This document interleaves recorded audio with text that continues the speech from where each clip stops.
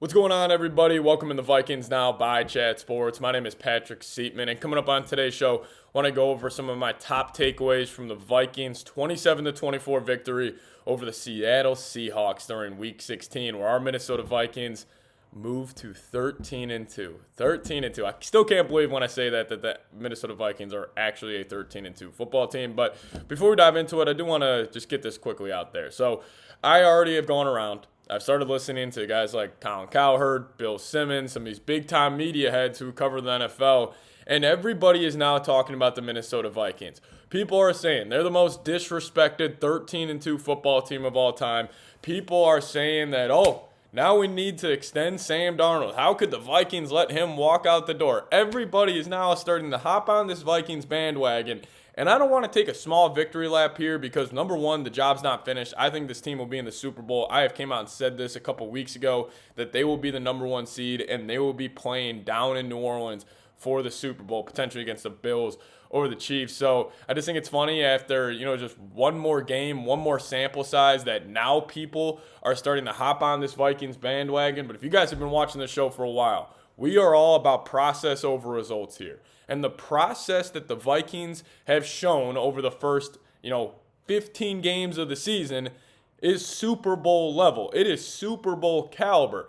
And I'm not saying I was completely right about this football team and saying that, I am speaking the gospel when it comes to the Minnesota Vikings, but I do think I had a great feel on this team, and I just think it's funny that it just takes one win in Seattle, and now all of these big media heads and all these other YouTubers and some Vikings YouTubers are now saying, we can't let Sam Darnold walk out the door. If you guys have been watching the show for a while, damn near every prediction I've had over the last couple of weeks is, starting to come to fruition. But before we dive into my top takeaways, I do just want to say thank you guys so much. We hit 47,000 subscribers on the watch party yesterday, so all credit to you guys. So thank you so much for that. And this is a special season. If you guys don't want to miss a thing around your Minnesota Vikings, we got a little at-home podcast-style video for you guys today as I'm actually back home visiting some family for the holidays. So make sure you guys are subscribed to the channel. Don't miss a thing around your favorite football team and hit that sub button today. So my top takeaway from going back, I rewatched the game a couple times, and the number one thing that I came away thinking from watching that game over and over again was the Justin Jefferson, Sam Darnold connection is special. And I think we've seen in the NFL over the last couple of years that if you want to go on a deep playoff run, you either obviously need to have a generational quarterback, a generational head coach, or the other side of it is you need to have a generational quarterback wide receiver connection. And if you go and look back at Cooper Kupp and Matthew Stafford, when the Rams went on that Super Bowl run, it was Stafford, very similar to Darnold, his first year with the team. Kevin O'Connell, obviously coming from that Sean McVay tree where they use that ex-receiver, Justin Jefferson, the same way they use Cooper Kupp. And you need to have that special connection because you got to be able to make plays late in the fourth quarter, even if it's off script. And I just still can't get over that touchdown. Vikings are down 24-20. They're moving the ball right down the field. And Sam Darnold, play of the year, in my opinion, for the Vikings, throw of the year for the Vikings, steps up in the pocket. He is getting drilled, and he just flings it off his back foot to Justin Jefferson. And obviously, number 18, he goes and makes a play. But, I just think the connection between those two is just only going to grow. I think they have, I'm not going to compare it to an Aaron Rodgers, Devontae Adams type of connection, but it is building, and it only gets better week after week. And, I am fired up about this victory against the Seahawks. There's no doubt about it. But the job is not finished, and this team, I don't believe, has reached its final form. Because, again, I'm a big process over results guy. The process over the last 3 weeks for the Vikings has been fantastic. They have been playing Super Bowl level football. I mean, that game-winning drive was a Super Bowl drive for Sam Darnold and this offense, and they're just going to get better week after week. And then, hey, all you got is two more wins, and then you potentially have 2 home games to get to the Super Bowl. So hopefully that ends up being the case. But that's my top takeaway. Jefferson, Darnold, that connection is special. And now number 2, I just got to give credit to the culture. And this starts at up top with the Wilfs, then it goes to Kwesi, and then it goes to Kevin O'Connell. The leadership and the culture that those three have built in this organization is one of the best in the National Football League. And I was watching Kevin O'Connell's locker room speech yesterday, just hearing him break down the team, and I'm not going to lie, I almost had a tear in my eye watching it. Like, seeing, even Brian O'Neill give Kevin O'Connell a game ball yesterday saying, hey, this is the only coach in Vikings franchise history to have two 13-plus win seasons. KOC's got that. And then when KOC, he was breaking down the team, he was giving the game ball to Sam Darnold, even KO said, I'm going to try not to get emotional right now, and you can just feel it. It is so real with these guys. Like, you can't fake stuff like that to the top-tier athletes in the world. And I think that, it speaks to KOC is that he's just a real dude. He's going to tell you like it is. And when you are and deserve to be rewarded and you deserve to, have your praises sung, like Kevin O'Connell will do that. And I think another thing that speaks to the culture is guys like Theo Jackson stepping in. Guy, he's been on the bench all year long, steps in for Harrison Smith yesterday. He was actually the highest graded player according to PFF on the Vikings roster. So that's a definition of stay ready, so you don't got to get ready. And that, again, goes back to the culture. And one last thing on the culture here, there was never a doubt in my mind the Vikings were not going to win that football game.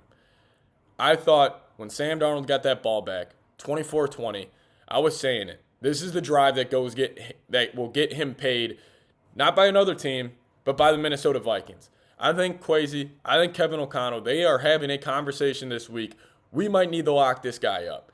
And I think it, again, goes back to the culture, goes back to the winning environment that is in that building, and is just truly, truly special. So I want to show some love to the quarterback, to Sam Darnold. If you guys could, type his jersey number down below in the comment section.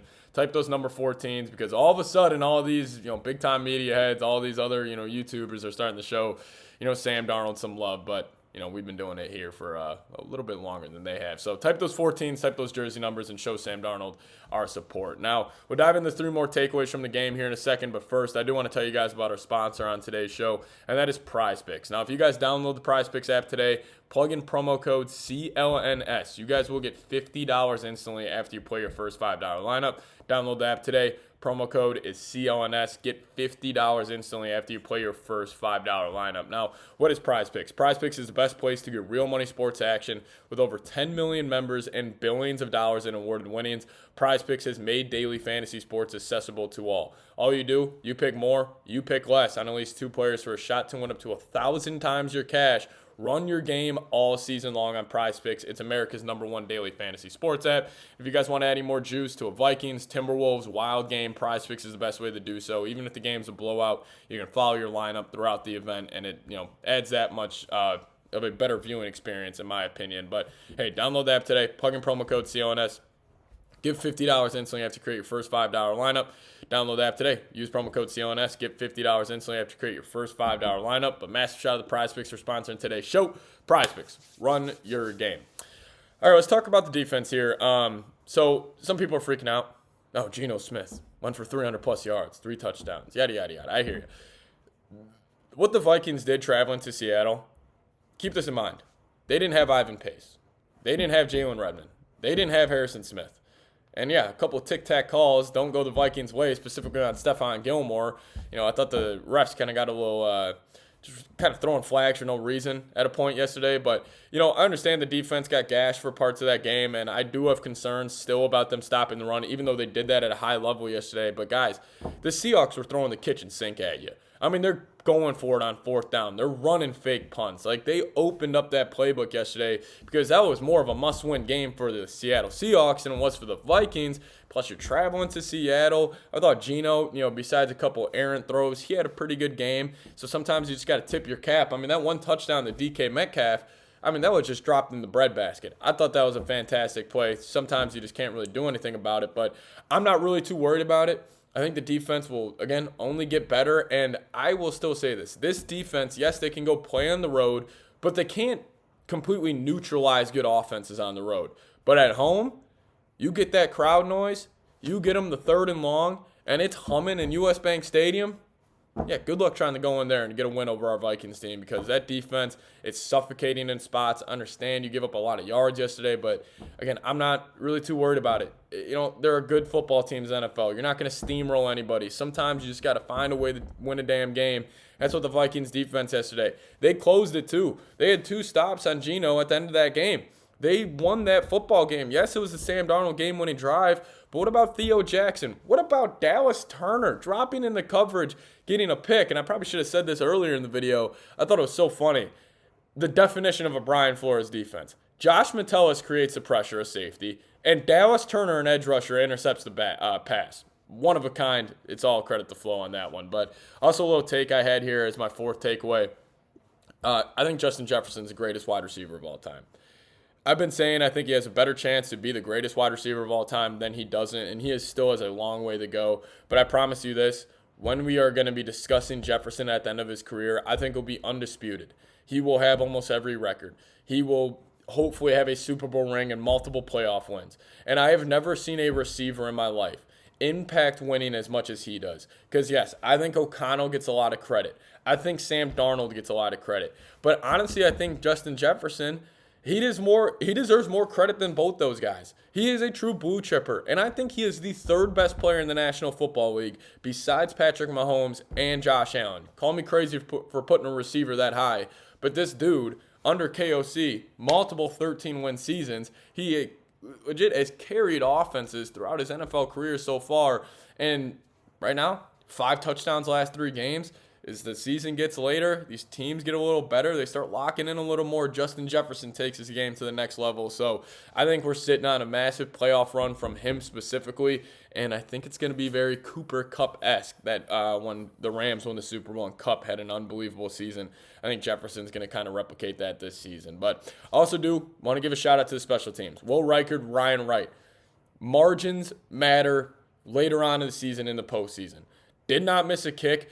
And credit to Ryan Wright. He had a great day punting the football. I know you might be saying, why are you giving credit to a punter? Stuff like that matters. Like, these playoff games are decided on a game of inches, and sometimes it just matters to have that extra 5 yards on the punt to make sure your kicker can go and hit a 55-yarder outside in Seattle. Or even when Jefferson got the taunting penalty, backed up that extra point, 15 yards, Will Reichard, nice and easy from 47. So credit to the special teams.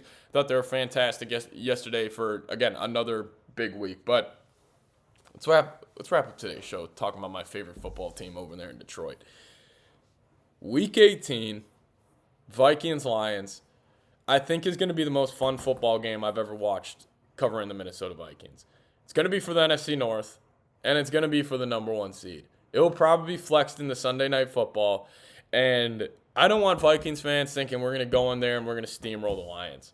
They're going to be at home. That's going to be a crazy environment. And we talk about all these injuries to the Lions. They still got that offense. And that offense can go control a game. They can hang 40 on any defense. And especially if the Vikes got to go on the road, deal with that crowd noise. You're not going to have the crowd noise on your side. I mean, the Lions are still a problem. But the Vikings will get it done. I could see them winning that game 34-31. It might be a little bit of a shootout. But I think the Vikings will still win that football game. I don't want people thinking now we're just going to steamroll past all these teams, even though I've been saying we're getting the number 1 seed for a month. Lions are still a problem. Still a good football team over there. But Week 18, it's going to be an absolute movie, man. But thank you guys so much for watching today's little Monday reaction show.